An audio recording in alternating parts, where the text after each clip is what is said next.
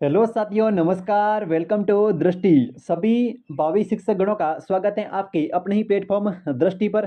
ठीक है, आज की क्लास के माध्यम से बात करेंगे हिंदी के उन महत्वपूर्ण प्रश्नों को लेकर के जो हर एग्जाम के अंदर पूछे जाते हैं और स्पेशली रीट के अंदर जो है वो बार बार पूछे गए हैं। ठीक है, प्रत्येक प्रश्न को आराम से धैर्य के साथ में व्याख्या सहित हल करेंगे ताकि आपका एक भी क्वेश्चन जो है वो हिंदी का गलत नहीं जाएगा। ठीक है, चलिए करते हैं शुरुआत। उससे पहले कि अपने हर हर लफ्ज का मैं खुद आईना बन जाऊंगा साथियों, अपने हर हर लफ्ज का मैं खुद आईना हो जाऊंगा, तुमको छोटा कह करके मैं कैसे बड़ा बन जाऊंगा। तुम गिराने में लगे थे मुझे, पर तुमने ये सोचा ही नहीं कि अगर मैं गिरा तो मसला बन के खड़ा हो जाऊंगा। चलिए करते हैं शुरुआत। और आज की क्लास का देखो पहला क्वेश्चन भाई साथियों, पहला प्रश्न कह रहा है कि परोपकार। ठीक है, एक शब्द है परोपकार और इसके अंदर जो है वो कौन सी संधि है। ठीक है, रीट लेवल 1 का क्वेश्चन है और 2021 के अंदर जो पेपर हुआ था उसके अंदर पूछा गया है, प्रीवियस ईयर क्वेश्चन है। ठीक है, परोपकार शब्द के अंदर जो है वो कौन सी संधि है। ऑप्शन ए देखो दीर्घ संधि है, ऑप्शन बी यण संधि है, ऑप्शन सी व्यंजन संधि, ऑप्शन डी जो है वो गुण संधि। बताओ भाई कौन सा ऑप्शन सही हो जाएगा। परोपकार शब्द के अंदर जो है वो कौन सी संधि है। बिल्कुल बिल्कुल बिल्कुल, जिनका भी ऑप्शन यहाँ पे, जिनका भी ऑप्शन डी आ रहा है उनका बिल्कुल सही हो जाएगा साथियों। परोपकार शब्द की बात करें तो इसके अंदर जो है वो गुण संधि है। ठीक है, परोपकार शब्द के अंदर जो संधि है वो हो जाएगी गुण संधि। ठीक है, अब बात करते हैं गुण संधि की। ठीक है, सबसे पहली चीज, ठीक है, कैसे पता करते हैं कि इसके अंदर किसी भी शब्द के अंदर जो है वो गुण संधि है। ठीक है, पहचान साथियों गुण संधि की। ठीक है, गुण संधि की पहचान को लेकर बात कर लेते हैं। सबसे पहली पहचान है जब किसी भी शब्द के ऊपर, ठीक है, किसी भी शब्द में आपको जो है वो एक मात्रा यानी कि इस प्रकार की जो है वो एक चोटी जब भी किसी शब्द के अंदर दिखाई देती है तो वहां पे जो संधि होगी वो हमेशा कौन सी होगी, गुण संधि। ठीक है, गुण संधि की एक पहचान है कि शब्द के ऊपर एक चोटी, ठीक है, जहां पर भी शब्द के ऊपर आपको एक चोटी वाली जो मात्रा है वो दिखाई देती है तो वहां पे जो संधि होगी वो हमेशा होगी गुण संधि। ठीक है, सेकंड पहचान, सेकंड पहचान है कि जब संधि विच्छेद करते समय आपको इस प्रकार की री की जो मात्रा आती है, ठीक है, संधि विच्छेद करेंगे तो उस समय अगर री की मात्रा आ रही है, ठीक है, तो वहां पर भी जो संधि होगी वो होगी गुण संधि। जैसे जैसे मैंने यहाँ पे शब्द लिखा महर्षि, ठीक है, इसी प्रकार से मैंने शब्द लिख दिया देवऋषि। ठीक है, देवर्षि। अब देखो देवर्षि है, महर्षि है, इस प्रकार के इन शब्दों के अंदर जो तोड़ेंगे तो महा प्लस ऋषि और देवर्षि का होगा देव प्लस ऋषि। तो इस प्रकार के शब्द जहां पर आपको री की मात्रा देखने को मिले या फिर एक चोटी जो है वो देखने को मिले तो वहां पे जो संधि होगी वो अपने होगी गुण संधि। ठीक है, गुण संधि की पहचान या तो शब्द के ऊपर एक चोटी, ठीक है, या फिर जो है वो शब्द के अंदर ऋषि वाला जो ये ऋषि वाली जो री है वो आएगा। ठीक है, महर्षि हो गया, देवर्षि हो गया, तो इस प्रकार के शब्दों के अंदर जो है वो हमेशा अपनी गुण संधि होगी। ठीक है, अब देखो, अब बात करते हैं प्रोपकार का संधि विच्छेद। ठीक है, प्रोपकार शब्द का जब हम संधि विच्छेद करते हैं, ठीक है, प्रोपकार शब्द जो है ये है गुण संधि का उदाहरण। ठीक है, गुण संधि में क्या होता है कि एक साइड तो अ और आ की मात्रा आएगी, ठीक है, और यहाँ पर जो है वो अगर आगे जो है वो ई की या फिर बड़ी ई की मात्रा आती है तो ये जो है वो ए बन जाता है। ठीक है, और यहाँ पर जो बनाए यहाँ पे बनाए ओ। ठीक है, प्रोपकार शब्द के अंदर जो है वो ओ बनाए तो ओ बनाने के लिए यानी कि ओ जो है वो किस प्रकार से बनाए तो अ और आ तो आएगा एक साइड में, ठीक है, और इसके साथ में अगर ऊ की मात्राएं या फिर बड़े ऊ की मात्राएं तो ये जो है वो ओ बन जाता है। ठीक है, तो यहाँ पे जो है वो ओ बना हुआ है यानी कि एक साइड में तो अ और आ इन दोनों में से, ठीक है, एक स्वर आएगा और इस प्रकार से इसके आगे जो है वो ऊ और बड़ा ऊ इन दोनों में से कोई भी आए तो जो बनेगा वो यहाँ पे ओ की मात्रा जो है वो बन जाएगी। ठीक है, जैसे प्रोपकार का हम संधि विच्छेद करें तो ये बनेगा पर प्लस उपकार। ठीक है, प्रोपकार का संधि विच्छेद करते हैं तो ये पर प्लस उपकार बराबर प्रोपकार, क्योंकि हमेशा ये किसकी मात्रा, ओ की मात्रा, और ओ की मात्रा बनाने के लिए एक साइड में अ और आ तो यहाँ पे अ आ गया और आगे ऊ और ऊ में से आना चाहिए तो यहाँ पे जो है वो उपकार के अंदर छोटा ऊ आ गया और अ और ऊ ये दोनों मिलकर जो है वो ओ की मात्रा बना दी यानी कि ये बन गया परोपकार। ठीक है, तो संधि विच्छेद पर प्लस उपकार। जब भी आपको अ और आ के साथ में ई और ई की मात्रा बने तो ए बनेगा। जैसे जैसे एक शब्द में यहाँ पे लिखता हूँ, इसका उदाहरण मैंने यहाँ पे लिख दिया भाई, कौन सा शब्द, अपना नरेश शब्द, ठीक है। जैसे लिखा नरेश, तो इस नरेश को जब देखेंगे तो इस नरेश के ऊपर जो है वो ए की मात्रा है, ठीक है। यहाँ पे प्रोपकार में किसकी मात्रा है, प्रोपकार के अंदर जो मात्रा है वो है अपने ओ की, ठीक है। ओ किससे बनेगा, ओ बनेगा अ आ तो आएगा आएगा इसके साथ में, अगर ऊ की या फिर बड़े ऊ की मात्रा आती है तो बन जाता है ओ, ठीक है। और अगर इस अ आ के साथ में अगर ई या फिर बड़ी ई की मात्रा आती है तो ये ए बनता है, ठीक है। और नरेश में ए है तो ये बनेगा नर प्लस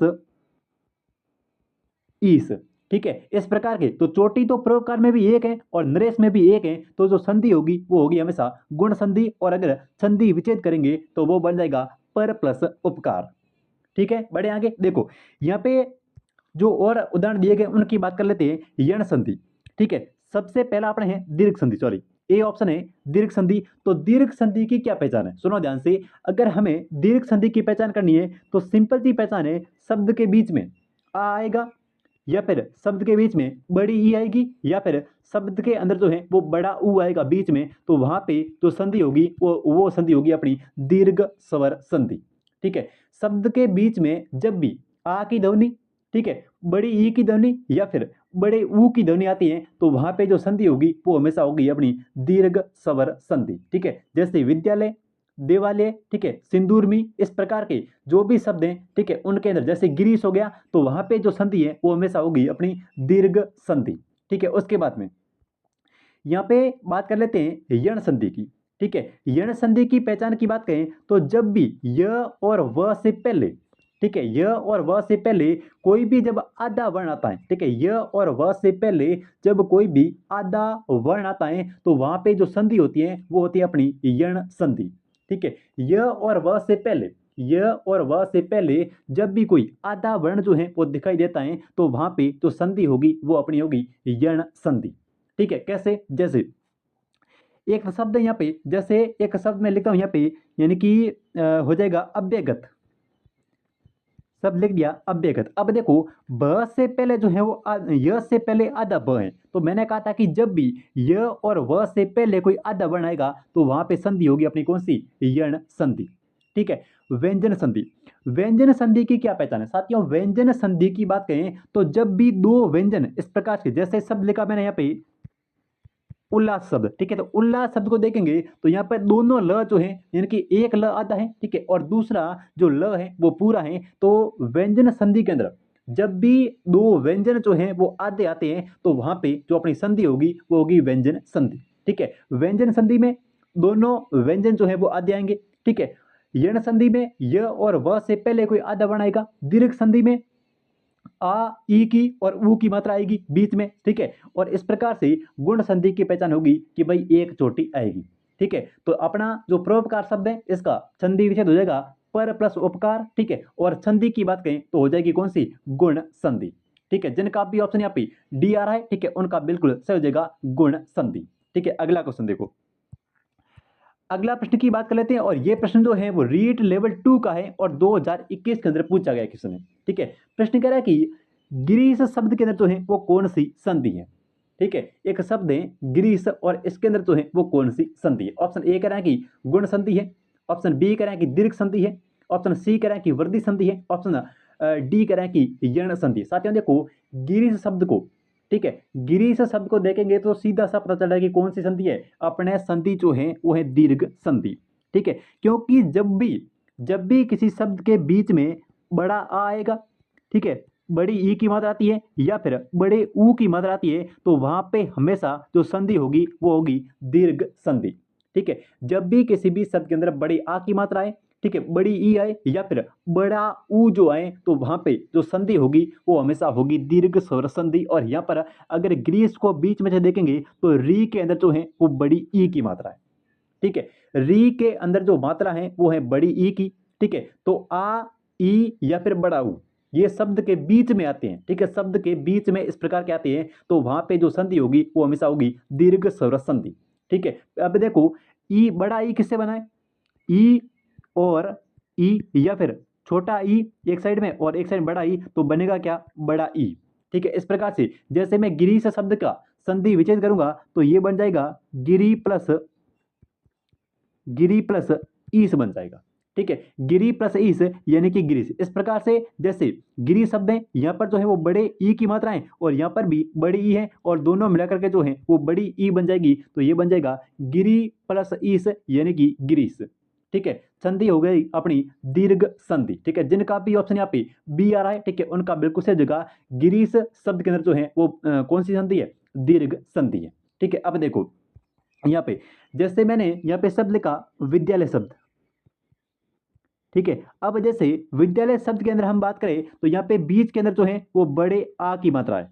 ठीक है, और जब भी बड़ा आ यहाँ पे आता है तो संधि कौन सी है, दीर्घ संधि है। ठीक है, जैसे मैंने यहाँ पे शब्द लिखा देवालय। ठीक है, अब देवालय शब्द के अंदर हम बात करेंगे तो यहाँ पे वाक के अंदर जो है वो बड़े आ की मात्रा है, देव प्लस आल्य। ठीक है, इस प्रकार से जैसे एक शब्द लिख दिया यहाँ पे, ये हो गया सिंदूरमी। ठीक है, सिंदूरमी के अंदर जो है वो बड़े ऊ की मात्रा है, यानी कि सिंधु प्लस ऊ उर्मी, यानी कि ऊ और ऊ मिलकर जो है वो बड़े ऊ का निर्माण कर रही है। ठीक है, यहाँ पर अ और आ मिलकर बड़ा आ बना रही है और यहाँ पर जो है वो अ और आ मिलकर के एक बड़े आ का निर्माण कर रही है। ठीक है, तो जब भी किसी शब्द के बीच में आपको बड़े आ की मात्रा, ठीक है, ई की या फिर बड़े ऊ की जब मात्रा दिखती है तो वहां पे जो संधि है वो अपनी होगी दीर्घ स्वर संधि। ठीक है, और गुण संधि की पहचान मैंने आपको बता दी, एक चोटी। ठीक है, वर्दी संधि की पहचान है कि जब भी किसी भी शब्द के ऊपर दो चोटी आपको देखने को मिले तो वहां पे क्या होगी, वहां पे होगी वर्दी।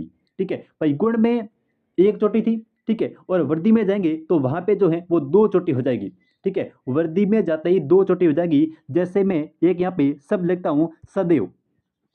ठीक है, तो सदैव जो है वो इसके ऊपर दो चोटी है, और जब भी आपको किसी भी शब्द के ऊपर जो है वो दो चोटी देखने को मिले तो वहां पे कर देना कौन सी, अपनी वर्धी संधि। ठीक है, यण की क्या पहचान है, यण की पहचान मैंने आपको बता दी कि जब भी य और व, ठीक है, य और व दो वर्ण है और इनसे पहले अगर कोई आधा वर्ण आपको दिखाई देता है तो वहां पे संधि होगी कौन सी, यण संधि। ठीक है, तो यहाँ पर जो ग्रीस है, ठीक है, इसका मतलब हो गया हिमालय, और ये जो है ग्रीस शब्द के अंदर जो है वो अपनी दीर्घ स्वर संधि है। ठीक है, बड़े बड़े आगे देखो अगला क्वेश्चन, अगला प्रश्न और इंपॉर्टेंट प्रश्न है, और ये प्रश्न जो है वो पूछा भी गया है। ठीक है, प्रश्न कह रहा है कि निम्नलिखित में से द्वंद्व समास का उदाहरण जो है वो नहीं है। ठीक है, इन चारों में से कौन सा जो है वो द्वंद्व समास का उदाहरण नहीं है। ठीक है, ऑप्शन ए आजकल, रातों रात, दिन रात, या फिर वीर पुरुष। साथियों, द्वंद्व समास की बात करें तो द्वंद्व समास के अंदर दोनों पद जो होते हैं ये हमेशा प्रधान होते हैं। ठीक है, द्वंद्व समास की बात करें तो द्वंद्व समास के अंतर्गत दोनों पद जो है वो हमेशा प्रधान होंगे। ठीक है, और सेकंड चीज दोनों पद प्रधान, और दूसरी बात है कि बीच में जो है वो इस प्रकार का डैश का चिन्ह जो है वो आपको दिखाई देता है। ठीक है, द्वंद्व समास के अंदर जो है वो दोनों पद प्रधान होते हैं। ठीक है, और बीच के अंदर जो है वो आपको इस प्रकार का डैश का चिन्ह जो है वो नजर आता है। ठीक है, तो वहां पे जो हमेशा अपना समास होगा वो होगा द्वंद्व समास। ठीक है, आजकल, आज और कल, ठीक है, रातों रात, ठीक है, रातों रात के अंदर भी अपना द्वंद्व समास है। ठीक है, और दिन दिन, दिन के बाद दिन, यानी कि यहाँ पर भी जो है वो द्वंद्व समास है, लेकिन यहाँ पे वीर पुरुष। ठीक है साथियों, वीर पुरुष शब्द की बात करें तो वीर है जो पुरुष, वीर है जो पुरुष, अर्थात वीर है जो पुरुष, यानी कि एक जो है वो वीर पुरुष, पुरुष की विशेषता बताई जा रही है कि पुरुष कैसा है, वीर पुरुष है, यानी कि वीर है। तो यहाँ पे वीर है जो, जब भी किसी भी समाज को, जब हम समाज का विग्रह करते हैं तो वहां पर है जो या फिर के समान, ठीक है जो या फिर के समान शब्द आपको दिखाई देते हैं, यानी कि वहां पर जब तोड़ेंगे तो ये शब्द उसके अंदर जो है वो देखने को मिलेंगे, तो वहां पे जो समास होगा वो होगा हमेशा कौन सा, कर्मधारय समास। ठीक है, देखो वीर पुरुष, वीर की मतलब पुरुष की विशेषता बताई जा रही है कि पुरुष कैसा है, वीर है। तो जहां पर भी आपको विशेषता बताई जाए और शब्द को, यानी कि उस समास को तोड़ने पर है जो या फिर के समान, ठीक है, जैसे चंद्रमुख, यानी कि चंद्र के समान मुख, यहाँ पर जो है वो मुख की विशेषता बताई जा रही है कि मुख कैसा है, चंद्र के समान है। ठीक है, कमल नैन, ठीक है, कमल के समान नैन, यहाँ पे जो है वो आंखों की विशेषता बताई जा रही है कि जो है वो आंखें कैसी है, कमल के समान है। तो जब भी किसी भी शब्द के अंदर आपको विशेषता बताई जाए और वहां पर जब आप समास का विग्रह करोगे तो वहां पर में हैं जो या फिर के समान, ठीक है, हैं जो या फिर के समान, नील गाय, नीली हैं जो गाय, ठीक है, यहाँ पर गाय की विशेषता बताई जा रही है कि गाय कैसी है, नीली है, ठीक है। यहाँ पर जो है वो पुरुष की विशेषता बताई जा रही है कि पुरुष कैसा है, वीर है, ठीक है। तो वीर हैं जो पुरुष, यानी कि हैं जो या फिर के समान की ध्वनि जब भी आपको किसी समास को विग्रह करने पर देखने को मिलती है तो वहां पे समास होगा अपना कौन सा, कर्मधारय समास, ठीक है। बढ़े आगे, इस क्वेश्चन का डी ऑप्शन जो है वो बिल्कुल सही हो जाएगा। देखो आज की क्लास का अपना अगला क्वेश्चन भाई, अगला प्रश्न कह रहा है कि कर्मधारय समास है, ठीक है। कर्मधारय समास, देखो किसी भी शब्द के अगर किसी भी शब्द के अंदर जो है वो अगर आपको विशेषता दिखाई देती है, ठीक है, विशेषता जो है वो दिखाई देती है। और दूसरी चीज ये है कि जब ये पहली है और दूसरी ये है कि आप उस समास का जब समास विग्रह करेंगे तो वहां पे आपको है जो, ठीक है, या फिर के समान, ठीक है, जब भी आप उस समास का समास विग्रह करेंगे तो वहां पर जो है वो हैं जो या फिर के समान ध्वनियां जो है वो आपको बीच में लानी पड़ेगी, ठीक है। हैं जो या के समान अगर बीच में आ रहा है तो वहां पे तो समास होगा वो होगा अपना कर्मधारय समास। और कर्मधारय समास जो है वो हमेशा किसी न किसी शब्द की जो है वो विशेषता बताएगा, ठीक है। अब देखो पॉकेट मार, जब मैं पॉकेट मार की बात करता हूं तो पॉकेट मार का जब मैं समास का विग्रह करूंगा तो ये हो जाएगा पॉकेट को मारने वाला, पॉकेट को मारने वाला। अब देखो पॉकेट को मारने वाला जब भी किसी भी शब्द के अंदर को विभक्ति आती है, के आती है, के लिए, से, में, पे, पर, ठीक है, ऐसी विभक्तियां जब भी किसी शब्द को तोड़ने पर किसी भी समास का विग्रह करने पर अब आपको ये जो विभक्तियां हैं वो देखने को मिलती है तो वहां पे हमेशा तत्पुरुष समास होगा, ठीक है। अब देखो नव युवक यानी कि नया है जो युवक है, यहाँ पे युवक की विशेषता बताई जा रही है, ठीक है, कि युवक कैसा है, नव युवक है, ठीक है, जवान है। तो इस प्रकार से जैसे नव युवक जो शब्द है इसके अंदर अपना कर्मधारय समास है, यानी कि यहाँ पर युवक की विशेषता बताई जा रही है। और जब इस नव युवक का समास विग्रह करते हैं तो ये बनेगा नया है जो युवक, नया है जो युवक, ठीक है। तो है जो और के समान और उस शब्द के अंदर जो है वो किसी भी शब्द की विशेषता बताई जाती है तो वहां पे तो समास होगा वो हमेशा होगा कर्मधारय समास, ठीक है। अब देखो रोगग्रस्त की बात करें साथियों, रोगग्रस्त शब्द की बात करें तो रोग से ग्रस्त, ठीक है, कौन सी विभक्ति, से विभक्ति, से विभक्ति, के लिए विभक्ति, को विभक्ति, के विभक्ति, ठीक है, इस प्रकार की, ठीक है, इस प्रकार की जब भी विभक्तियां आपको देखने को मिलती है तो वहां पे हमेशा तत्पुरुष समास होगा। और जैसे रसोई घर यानी कि रसोई के लिए घर, ठीक है, रसोई के लिए घर, तो वहां पे हमेशा तत्पुरुष समास होगा। लेकिन जब भी किसी भी शब्द के अंदर किसी की विशेषता बताई जाती है तो वहां पे हमेशा कर्मधारय समास होगा। और समास का विग्रह करोगे तो ये शब्द आपको बीच में जरूर लगाने पड़ेंगे, हैं जो या फिर के समान, ठीक है। देखो अगला क्वेश्चन, अगला प्रश्न कह रहा है कि पृथ्वी का पर्यायवाची है, ठीक है, अच्छा क्वेश्चन है। पृथ्वी का पर्यायवाची कौन सा है, ऑप्शन ए देखो दिनकर, देखो दिनकर की बात करें तो ये तो पर्यायवाची है सूर्य का, ठीक है। वसुंधरा की बात करें तो वसुंधरा धरती का, धरा धरती का, भूमि और इसके अलावा धरा भूमि भू, ठीक है, ये जो सभी पर्यायवाची है ये अपने वसुंधरा यानी कि धरती के पर्यायवाची, ठीक है।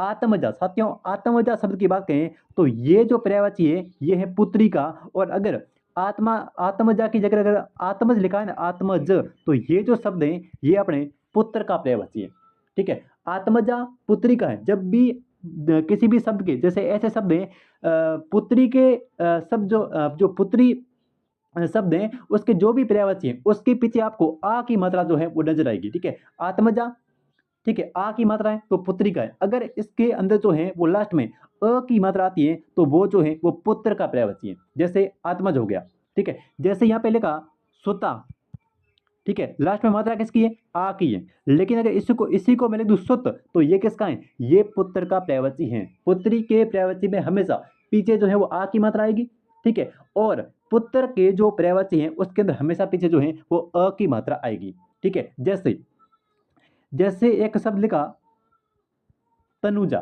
ठीक है। अब तनुजा की बात करूं साथियों, यहाँ पे तनुजा की बात करूं तो तनुजा जो है इसके अंदर आ की मात्रा लास्ट में, ठीक है, तो ये किसका पर्यायवाची है? ये है पुत्री का। लेकिन अगर इसी को मैं लिख दूं तनुज, इसी को लिख दूं तनुज, तो तनुज के अंदर लास्ट के अंदर अ की मात्रा है, यानी कि अगर अ की मात्रा है तो पुत्र का पर्यायवाची है, और अगर आ की मात्रा, जैसे तनुजा के अंदर आ की मात्रा है, तो ये पर्यायवाची है किसका? पुत्री का पर्यायवाची है। तो यहाँ पर आत्मजा जो है ये एक पुत्री का पर्यायवाची है। ठीक है, उसके बाद में गिरि की बात करूं तो ये हिमालय का पर्यायवाची है। तो इनमें से पृथ्वी का पूछे तो हो जाएगा वसुंधरा, धरा, धरती, भूमि, भू, ये सभी जो है वो अपने पृथ्वी के पर्यायवाची हैं। ठीक है, वसुंधरा, धरती, धरा, भूमि, भू और पृथ्वी, ये सभी जो हैं वो अपने किसके हैं? पृथ्वी के पर्यायवाची है। ठीक है, तो इस क्वेश्चन का आपका सी ऑप्शन जो है वो बिल्कुल सही हो जाएगा, वसुंधरा पृथ्वी का पर्यायवाची है। ठीक है, देखो अगला क्वेश्चन। अगला प्रश्न कह रहा है कि देखो जाह्नवी जो शब्द है इसका पर्यायवाची है। ठीक है साथियों, देखो जाह्नवी जो शब्द है इसका पर्यायवाची कौन सा है? देखो कुमुदनी, कुमुदनी जो है ये वैसे छोटा कमल कहते हैं इसको, और ये कमल का पर्यायवाची है। ठीक है, रश्मि, रश्मि हो या फिर आपसे अंशु पूछें, रश्मि या फिर अंशु, ये जो है ये साथियों किरण के पर्यायवाची है। रश्मि और अंशु जो है ये पर्यायवाची किसके? किरण के पर्यायवाची है। ठीक है, ललना या फिर मंदाकिनी। ठीक है साथियों, जाह्नवी का जो पर्यायवाची है, ठीक है, ललना नहीं है, ललना जो है ये पर्यायवाची है स्त्री का। ललना जो पर्यायवाची है ये साथियों किसका पर्यायवाची है? ललना हमेशा स्त्री का पर्यायवाची है, लेकिन जाह्नवी का पर्यायवाची है मंदाकिनी। ठीक है, जाह्नवी का पर्यायवाची कौन सा है? मंदाकिनी। इसको बोलते हैं गंगा, इसी को बोलते हैं भागीरथी, भागीरथी। ठीक है, और इसी को बोलते हैं देवपगा, देवपगा। ये सारे जो पर्यायवाची हैं ये साथियों जाह्नवी शब्द का पर्यायवाची हैं। ठीक है, जाह्नवी के पर्यायवाची है मंदाकिनी, गंगा, भागीरथी और देवपगा, ये सभी जो हैं वो जाह्नवी की पर्यायवाची हैं। ठीक है, तो इस क्वेश्चन का आपका डी ऑप्शन से हो जाएगा मंदाकिनी। ठीक है, बाकी कुमुदनी छोटा कमल, कमल का है। ठीक है, रश्मि जो, रश्मि और अंशु ये दोनों किरण के हैं। ठीक है, लल्ला जो है वो स्त्री का है, वामा जो है वो स्त्री का है, अबड़ा जो है वो स्त्री का है। ठीक है, देखो अगला क्वेश्चन। अगला प्रश्न आ गया कि स्त्री का पर्यायवाची शब्द नहीं है। तो देखो तरुणी ये स्त्री का पर्यायवाची है, तरुणी जो है वो स्त्री का पर्यायवाची है, लेकिन एक शब्द साथियों ध्यान रखना, अगर तरणी है, तरणी, तो ये जो है वो अपने सूर्य का पर्यायवाची है। ठीक है, तरणी के अंदर जब भी जो ये अण्य की मात्रा इसके अंदर छोटी ई की मात्रा आती है ना, तो ये जो पर्यायवाची है ये सूर्य का है। ठीक है, तरुणी बिल्कुल स्त्री का है। ठीक है, प्रमदा बिल्कुल स्त्री का है। ठीक है, ये ललाम या फिर ललना, ललना जो है वो स्त्री का है, लेकिन साथियों ललाम की बात करें तो ये पर्यायवाची है सुंदर का। ठीक है, लल्ला जो है वो स्त्री का पर्यायवाची है, तरुणी जो है वो स्त्री का पर्यायवाची है, प्रमदा जो है वो स्त्री का पर्यायवाची है, लेकिन यहाँ पे ललाम की बात करूं तो ये जो है वो अपने सुंदर का पर्यायवाची है, ललाम। ठीक है, तो ऑप्शन सी जो है वो बिल्कुल सही हो जाएगा, ललाम सुंदर का पर्यायवाची है। ठीक है, देखो अगला क्वेश्चन। अगला प्रश्न कह रहा है कि अनुराग का विलोम शब्द कौन सा है? ये अच्छा क्वेश्चन है। ठीक है, अनुराग का विलोम शब्द जो है वो कौन सा है? ठीक है, परक, द्वेष, विराग या फिर राग। साथियों अनुराग शब्द की बात करें तो इसका जो विलोम शब्द है वो है विराग। अनुराग का हो जाएगा विराग। जिनका भी सी ऑप्शन है उनका बिल्कुल सही जगह, अनुराग का विलोम शब्द हो गया विराग। ठीक है, वैसे इसके अंदर जो है वो अनु उपसर्ग है और मूल शब्द जो है वो राग है। ठीक है, अनुराग में अनु उपसर्ग है और राग जो है वो मूल शब्द है, और इसका अगर विलोम शब्द पूछे तो करना है विराग। ठीक है, देखो अगला क्वेश्चन। अगला प्रश्न कह रहा है कि साकार का विलोम शब्द है। ठीक है, साकार जो शब्द है इसका विलोम शब्द कौन सा है? ऑप्शन ए देखो, आकार, विकार, प्रकार या फिर निराकार। साकार का मतलब होता है कि जिसका कोई ना कोई क्या हो, जिसका कोई ना कोई रूप हो उसको बोलते हैं साकार। ठीक है, लेकिन जिसका कोई भी रूप नहीं हो, यानी कि भगवान जो है वो जैसे मानते हैं कि निराकार है, तो यहाँ पे जो आकार सॉरी साकार का जो विलोम शब्द होगा वो होगा निराकार। ठीक है, जिनका भी ऑप्शन यहाँ पे डी आ रहा है उनका बिल्कुल सही जगह, साकार का विलोम शब्द हो जाएगा निराकार। ठीक है, देखो अगला क्वेश्चन। अगला प्रश्न कह रहा है कि जिस पर मुकदमा चल रहा हो उससे कहते हैं, यानी कि जिसके ऊपर मुकदमा चल रहा हो उसके लिए एक शब्द जो है वो कौन सा होगा? चोर होगा, अपराधी होगा, ठीक है, अभियुक्त होगा या फिर प्रतिवादी होगा। साथियों जिसके ऊपर मुकदमा चल रहा हो उसके लिए जो एक शब्द हम प्रयोग करेंगे वो करेंगे अभियुक्त। क्या करेंगे? अभियुक्त शब्द का प्रयोग जो है वो जिसके ऊपर मुकदमा चल रहा हो उसके लिए जो है वो अभियुक्त शब्द का प्रयोग जो है वो किया जाएगा। तो जिनका भी ऑप्शन यहाँ पे सी आ रहा है, ठीक है, उनका बिल्कुल सही जगह, जिसके ऊपर मुकदमा चल रहा हो उसे कहते हैं अभियुक्त। ठीक है, देखो अगला क्वेश्चन। अगला प्रश्न कह रहा है कि अकर और आकर का, ठीक है, सही क्रम से अर्थ क्या है? ठीक है, अकर और आकर का सही क्रम से, यानी कि क्रम से सही अर्थ क्या है? ठीक है, अकर और आकर देखो, अक्कर का मतलब होता है साथियों न करने योग्य, और आकर का जो मतलब होता है वो होता है खान। ठीक है, तो इस क्वेश्चन का बी ऑप्शन सही होगा, अक्कर यानी कि न करने योग्य, ठीक है, आकर यानी कि खान। तो जिनका भी ऑप्शन, ठीक है, बी आ रहा है, ठीक है, उनका बिल्कुल सही जगह। अक्कर का मतलब होता है न करने योग्य और आकर का मतलब हो गया खान। ठीक है, देखो अगला क्वेश्चन। हाँ जी, अगला प्रश्न कह रहा है कि आवरण और आमरण, ठीक है, शब्द का सही युग्म यानी कि जो शब्द युग्म है उसका सही अर्थ क्या है? साथियों, आभरण और आमरण, आमरण का मतलब हो गया मृत्यु पर्यंत, ठीक है, और आभरण का मतलब हो गया आभूषण। ठीक है, आभरण यानी कि आभूषण, आमरण यानी कि मृत्यु पर्यंत या फिर मरणोपर्यंत। तो इस क्वेश्चन का आपका बी सी ऑप्शन जो है वो बिल्कुल सही हो जाएगा, आभरण यानी कि आभूषण और आमरण यानी कि मरणोपर्यंत। ठीक है, तो कौन सा ऑप्शन, सी ऑप्शन जिनका भी है उनका बिल्कुल सही हो जाएगा, आभूषण और मरणोपर्यंत। ठीक है, देखो अगला क्वेश्चन।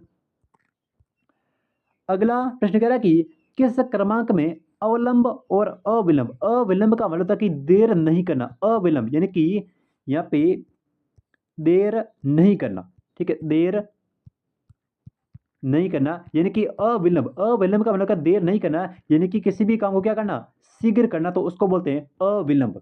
ठीक है, विलंब का मतलब देर हो गया, लेकिन अगर उपसर्ग लगा हो तो उसको बोलते हैं अविलंब, अविलंब यानी कि कोई भी काम को शीघ्र करना, देरी नहीं करना। और अवलंब जो शब्द है साथियों, अवलंब जो है इसका मतलब हो गया सहारा, तो ये जो है वो ए ऑप्शन से होगा, यानी कि अवलंब का मतलब सहारा हो गया और अविलंब का मतलब शीघ्र हो गया यानी कि देरी नहीं करना। तो अवलंब, सारा और अविलंब यानी कि शीघ्र। ठीक है, जिनका भी ऑप्शन ए आ रहा है, ठीक है, उनका बिल्कुल सही जगह अविलंब, अवलंब, सारा और अविलंब यानी कि शीघ्र। अगला प्रश्न। अगला प्रश्न कह रहा है कि कौन सा शब्द जो है वो शब्द शुद्धि की दृष्टि से सही है? ठीक है, इनमें से कौन सा शब्द जो है वो शब्द शुद्धि की दृष्टि से एकदम से सही है? ठीक है, ऑप्शन ए देखो, अंकुर, देखो अंकुर नहीं होता है, ये होता है अंकुर, अंकुर ऐसे होगा। ठीक है, अंतर्गत, अंतर्गत नहीं होगा, ये होगा अंतर्गत, अंतर्गत होगा। ठीक है, अंतर्गत। ठीक है, और अंतरात्मा, ये अंतरात्मा ऐसे नहीं है, इसको बोलते हैं अंतरात्मा, अंतरात्मा। ठीक है, और उसके बाद में अंतर्धान जो है ये अपने आप के अंदर एक सही शब्द है, अंतर्धान। ठीक है, अंकुर को ऐसे लिखेंगे, अंतर्गत को ऐसे लिखेंगे, और अंतरात्मा को जो है वो इस प्रकार से लिखा जाएगा। ठीक है, अंतरात्मा। अगला क्वेश्चन, और ये है आज का लास्ट क्वेश्चन, और ये है आपके लिए। ठीक है, अगला क्वेश्चन कह रहा है कि कौन सा शब्द जो है वो शब्द शुद्धि की दृष्टि से सही है? ठीक है, अंतरा सही है, अंतर्गत सही है, अक्षमत सही है, या फिर अंतराक्षी सही है? ठीक है, इनमें से कौन सा शब्द जो है वो शब्द शुद्धि की दृष्टि से सही है? ठीक है, तो ये थे आज के हिंदी के अति महत्वपूर्ण प्रश्न। ठीक है, कंप्लीट पीडीएफ जो है वो आपको टेलीग्राम ग्रुप के ऊपर मिल जाएगी। ठीक है, मिलते हैं एक हिंदी की नई क्लास में, तब तक के लिए जय हिंद, जय भारत।